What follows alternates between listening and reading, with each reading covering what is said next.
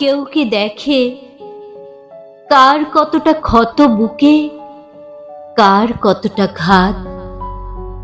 কেমন করে আধার বুকে চুপ হয়ে যায় রাত? কার কিভাবে ক্ষয় হয়েছে, কার কিভাবে জয়? কেমন করে স্মৃতির দহন দগ্ধ হৃদয় সয়? কার কতটা হাসির ভেতর দুঃখ আছে জমা?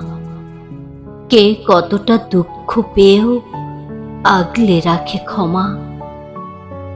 কে কতটা রাত্রি জাগে, কে কতটা দিন?